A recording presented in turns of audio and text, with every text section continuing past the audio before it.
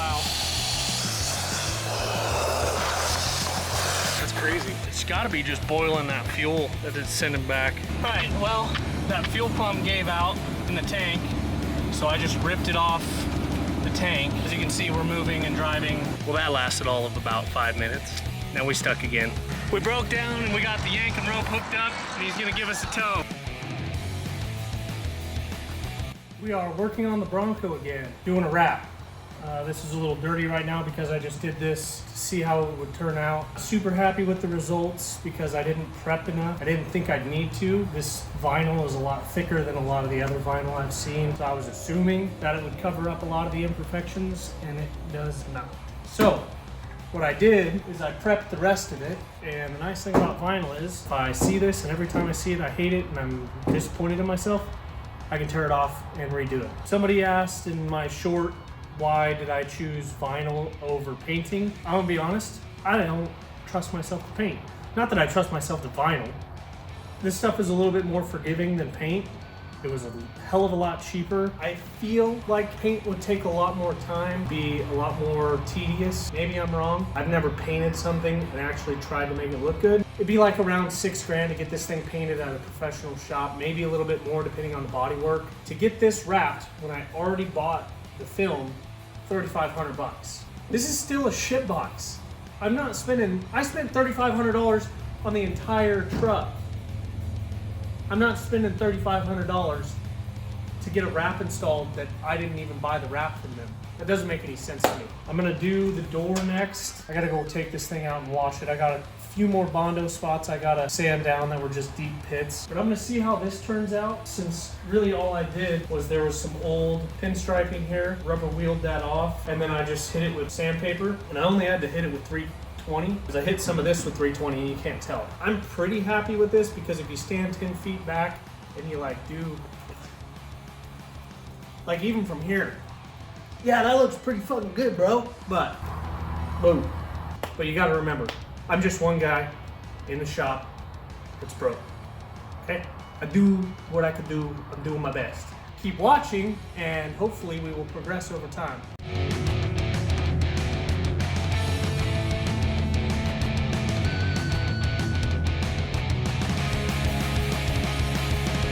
We got her 90% of the way there. This whole side is done. Back, just need to cut the emblems out around there, fix around that. And then we got to put the tire carrier parts back on, and then do this little small strip here. Change this fender out for the new fender that's not dented, and do the roof. But other than that, she's looking pretty good. I just wanted to give a huge shout out to Ravuni Wrap. I will have their link down in the description for the wrap that I have and their website. Great wrap. It worked really well for me. It was super forgiving. I ended up really liking how this whole side turned out because I really prepped this side and made it look really good. The other side was kind of my learning stage, and then the hood wasn't too bad at all. But I learned a lot doing this wrap. We're out here at Tom's Off-Road. I'm gonna drive around in all the Broncos. There's actually an 80s Bronco here. I'm not the only 80s Bronco this time. I am the only Bronco too still, so I guess we'll see how that goes. We're just gonna walk around and mingle and see what everyone's got running for their rigs.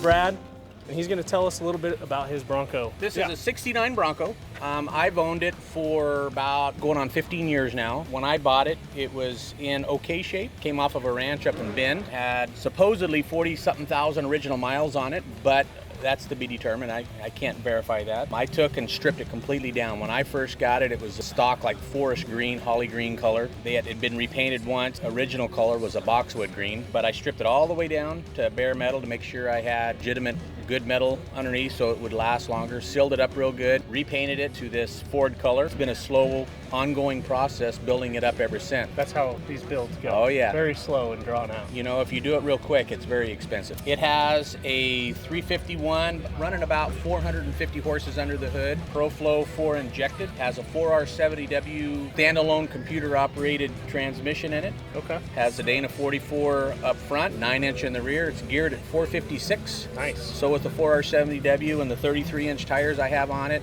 it cruises really cool at 70 miles an hour, probably 2,400 RPM. That's so awesome. You get kind of the best of both worlds. Yeah, you can still take it on the trail and you can still get there. Suspension wise, I have a 3.5-inch lift on it. It's a James Duff long arms in the front and a James Duff dual sport linked rear end. So how do you like the James Duff stuff? It's every bit as good as anybody else. A lot of the vendors, some of them build their specialty stuff in-house, but a lot of the suspension stuff, coils and things of that nature that are used kind of come from a general supplier, and then they kind of restamp them with their name on there. Yeah. But the James Duff suspension they're well known for a softer ride. So when you're out on freeway hitting all the potholes and everything, they kind of absorb. Feel like it absorbs a tank. pretty good. And then a lot of that has to do with your shocking too. It's a good system. You get the best of both worlds. You can mall crawl pretty easy with them. Yeah. And if you need to go out there and get a little aggressive, actually get over something, you can get over something.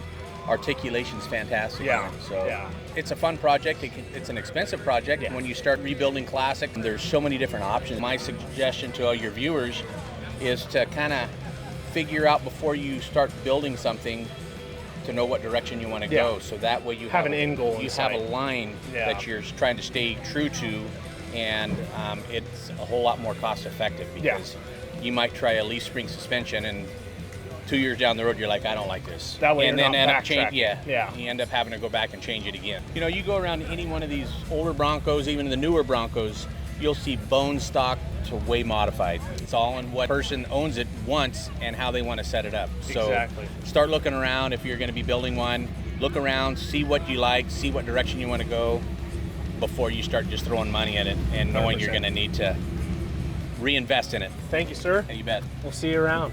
William Thurlman.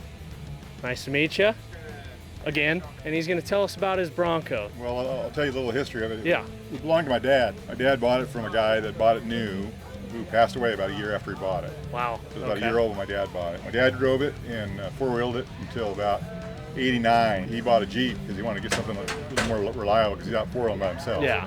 And so I bought it from him, and I've had it since then. I had a 69 before that. I sold my 69 and kept this one.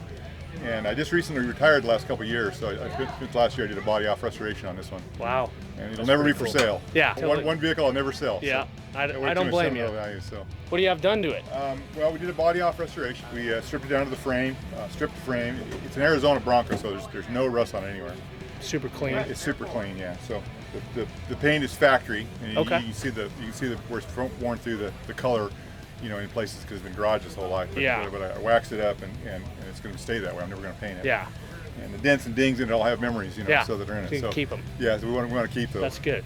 And so in honor of my dad, we took it off. We did my son-in-law helped me, and we pulled the body off. We cleaned the frame, stripped it, repainted it with frame paint. Put a 5-speed manual transmission, has 3-speed, and new shifters in the floor. We had to patch the floor and put some diamond plate in there to cover up the old shifter. We bought a new motor. It's a Blueprint 302. Okay. And put the Edelbrock fuel injection on it. I'm having a little bit of problems with it, but I'll get that cleaned up. I'll get that cleaned up next week. Figuring it out. I'll get that cleaned up next week with some new injectors, and just kind of TLC and just did every little thing. We did little things to the body, like put the new Ford on there because these are all wore out. Tried to keep it original on the outside as much as possible, but just a little bit of dressing up. Put a new rear end in it, 410 in the rear, 409 in the front. All disc, 4-wheel disc brakes, power disc brakes. That's awesome. Yeah. Use the power steering model that comes off the vacuum chamber. That works really slick. The brakes are just really sweet on it. Okay. Put the 4-time steering box in it. It drives like a dream. Before it was all over the road. I had to slop in the steering box and stuff. Put new bumpers on it. Oh yeah. The new winch. You know, I had a bumper winch on it, but it was It's wore beautiful. Out. Yeah. It wore out. You know, really nice. So Heck yeah. I built toolboxes to go inside on the fender wells. Yeah. You know, so all my tools, my winch stuff's over here, my toolbox is over there, so it's out of the way, but it's with me all the time. So. Yeah. That way you don't have to worry about trying to grab it when you're leaving. You know. Right. That's awesome. The interior is all original. The seats have been reupholstered. The front seats have. The rear seats are the original upholstery on them still. Wow. Pretty much original inside. You know, we put a tilt wheel. Yeah. Which is really nice. Was that a pain to get to work right, or No. did it work pretty good? No, it worked perfectly. That's good. Yeah. It was slick. It was really easy to put in. Yeah. There is kind of a unique thing. There's the bracket is off a 1/16 of an inch. We had to drill in a hole, flip it around. Oh, okay. But Other than that, it was pretty smooth. Real easy, yeah. Okay. Right in. Instructions of how to hook up the wiring stuff are a little bit tricky, but it wasn't too bad. Well worth the time to do it. Definitely worth any headache that it caused getting it in there. Absolutely, yeah. And that's the thing about these old trucks is, you know, you do a little bit of creature comfort stuff to them and it just makes a world of difference, Yeah. you know. Like mine, I need to fix the AC. It'd be really nice to have AC, you know, especially. This doesn't have AC. Yeah.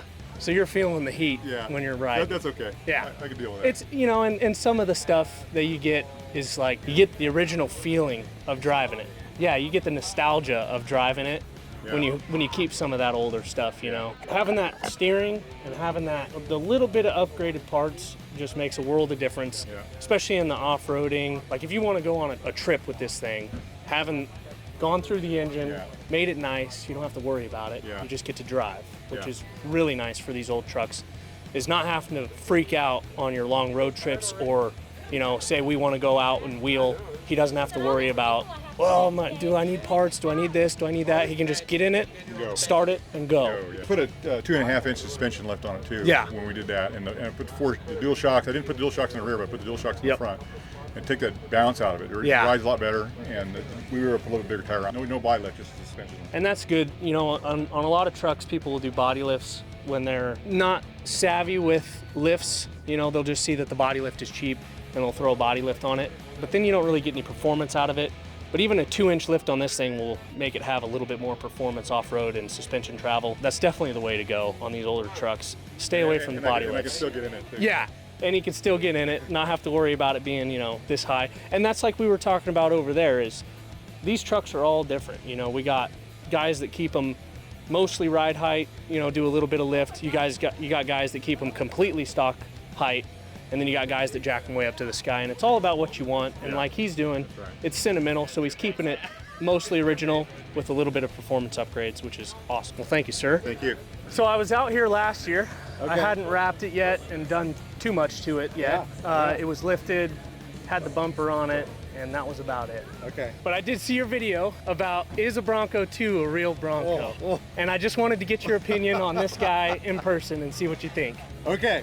I actually do. I do love the Bronco too, but I love giving it hate. Oh yeah, because it's like, I mean, it's like the Mustang too. It's the stepchild of, it's what people are going to call, you know, the Bronco Sport today. Yeah, they're going to be like, that's not a real Bronco. Yeah.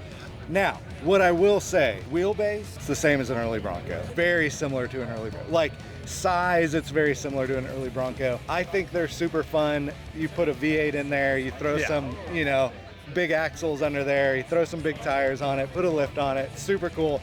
I actually, when you pulled in, someone goes, oh, Bronco 2.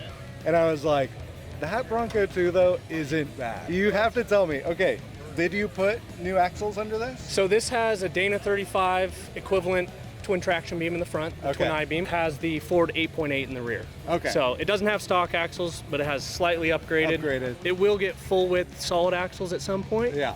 But for now, this is what it's rocking. It does really well. It looks good. I'm not kidding. You pulled in and I was like, that's a good looking Bronco. I just got the wrap done too. I like and that. I did that all myself, and don't look at it too close. Yeah.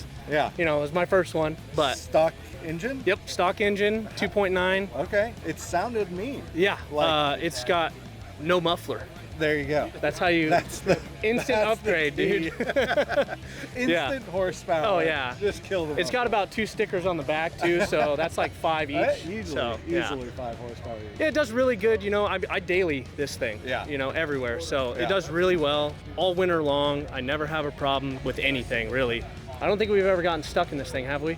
And I also have this is an 86. Okay. And then I have an 87 Ranger. Nice. So same truck, yes. longer wheelbase because Yeah. it's extended cab. Yep. And the Ranger was my first truck. I fell in love with the Ranger and, Yeah. and just how it performed. So I wanted to get this to kind of have a SUV style. Yeah. If someone were to buy a Bronco 2, what is the upgrade punch list to make it just cool? Give me kind of the top 3, top Okay. 4 things. First thing, get rid of your sway bar. Okay? Oh, nice. Trash, Yep. garbage. Yep. The sway bars on these, they have a torsion style, big 1-inch sway bar. Yeah. They limit your travel so bad Okay. that's the first thing you got to get rid of. Second thing I would do is a lift and tires. Okay. I mean, you get a lift and tires on a Ranger or a Bronco 2, Looks. and it looks and performs 10 times as well. I did have to do some cutting for these 33s. Yeah. On my Ranger, I did 4-inch with 31s, and it did beautifully. After that, really, it's just cosmetically. I mean, you know, a bumper would be nice with a winch.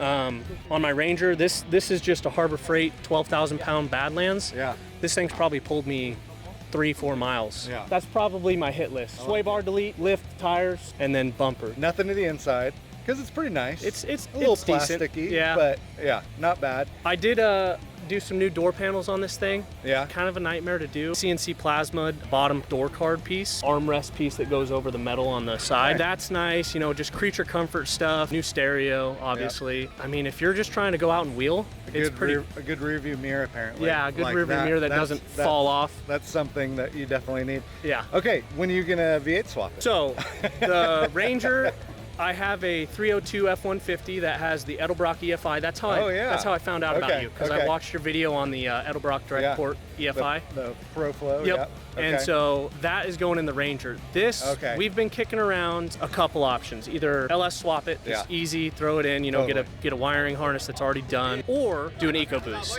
Oh yeah. Because it's a yeah. V6, keep it a V6, give it some more horsepower. We might have to cut this short here in just a second. We're gonna go for a drive. We're Yeah. gonna drive through the mountains of Medford. See, driver's meeting. So, well, super cool, dude. Thank you for Thank you. talking Yes, with us. I really do like the Bronco too, but I will always give it hate because you just have to. Yeah, yeah. Like you have to give it hate. Yeah. I mean, even if I owned one, I'd still give it hate. I mean, and if you're gonna have one, you got to be able to take it. That's right. That's right. All right. That was awesome, man. Thank you. Appreciate it. We good? We're rolling? We just got up here to our first stop at Lake of the Woods, and man, was it nerve-wracking. Having a V6 and everyone else has got V8s, it's a little nerve-wracking, especially when this thing hasn't ever had any engine work. The transmission's stock, nothing's ever been gone through, and yeah, it was just a little nerve-wracking. But we made it. It only got to about halfway on the temp. It really wasn't too bad, and it rolled out pretty fine, but you know, me driving, I'm just like white knuckling it the whole time. Yeah, she did pretty good, and we're just gonna go mingle around and check everybody's stuff out, kind of hang out. I need food. Okay, bye. Love you. Bye. Wow.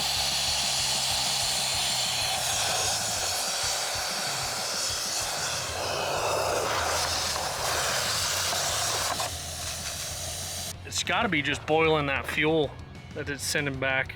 All right, well, that fuel pump gave out in the tank. It won't ever suck fuel through it. So I just ripped it off contraption that it's on to hold it in the tank and just let the high pressure fuel pump suck it through, which is probably not great for that. So I'm probably gonna now replace both of them. As you can see, we're moving and driving. I don't have a ton of power. Like I feel like if I really tried to get on it and drive fast, it would lose fuel pressure because I don't have enough getting to my high pressure pump. But nice and slow, we're going 25 third gear, just kind of cruising, trying to get up here and get it to a parking lot with people with tools and everything. My dad's gonna bring a new M-tank pickup pump and we're gonna just replace it. Luckily, I cut a door in that thing because, you know, big brain, so I can get to it really easily. We're just gonna replace it and call it a day. Well, that lasted all of about 5 minutes. Now we stuck again. Great. Great. Good times, good times. The view's nice though. I know, I got a very aesthetically. We broke down and we got the yank and rope hooked up and he's gonna give us a tow. I should probably unlock my steering. I'm gonna have no power steering.